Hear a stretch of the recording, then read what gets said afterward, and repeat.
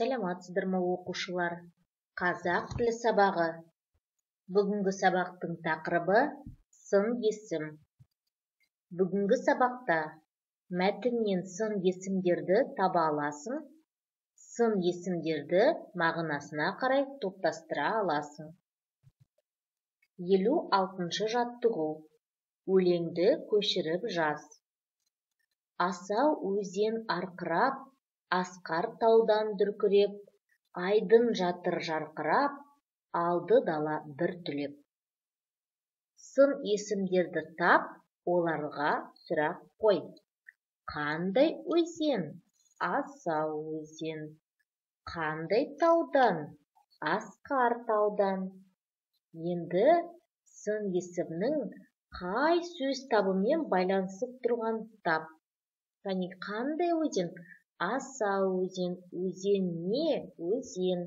Яғни зат есіммен байланыстыр. Екіншісі асқар таудан. Қандай таудан? Асқар. Асқар неден? Таудан. Бұнда да зат есіммен. Сонымен сын есім бізге қандай сөз табымен байланысып тұрады? Зат есіммен. Келесі 57-ші жаттығу. Суреттерге қарап, онда нелер бейнеленгенін айт. Алма, сәбіз, лимон, құлпынай, шие.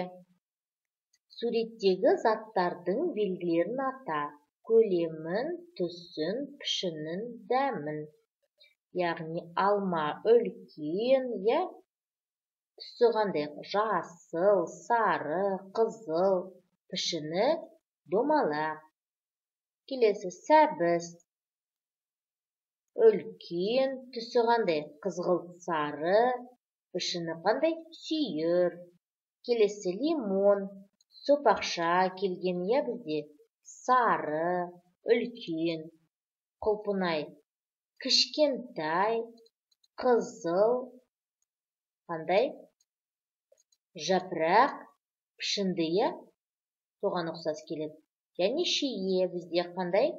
Кіші, дөңгелек, қызыл, Енді өзің қалаған бір сурет бойынша сөйлем құрап жаз. Сын есімнің астын сыз. Және қарайық. Лимон ағашының жемісі жұмыртқа пішінді. Түсі сары. Енді осы сөйлемнен сын есімді тауып, астын сызайық. Жұмыртқа қандай? Жемісі, лимон ағашы жемісі қандай? Жұмыртқа пішінді. Яғни қандай? Жұмыртқа пішінді. Түсі қандай? Сары. Ол да бізде сын есім болып табылады.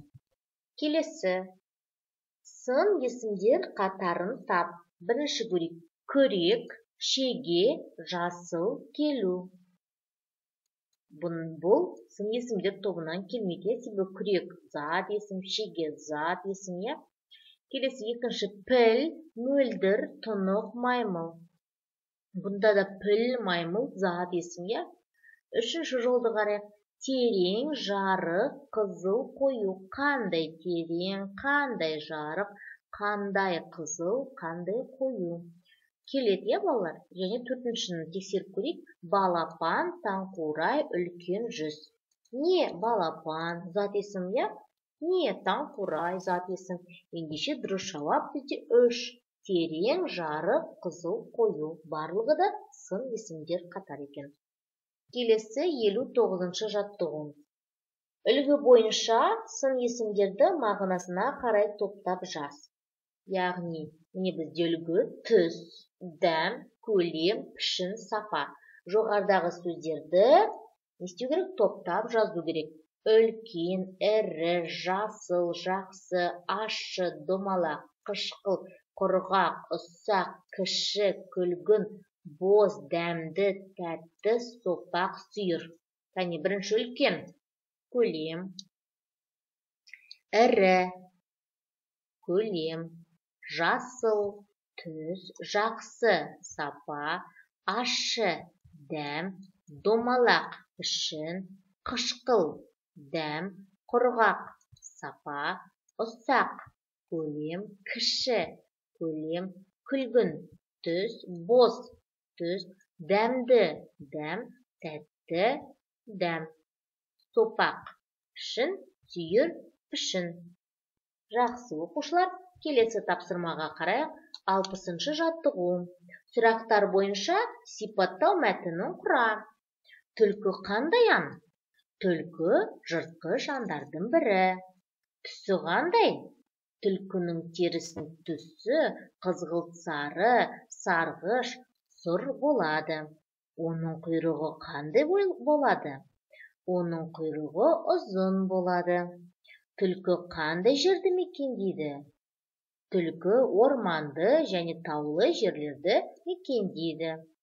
Осымен оқушылар, біздің бүгінгі сабағымыз аяқталды. Сау болыңыздар.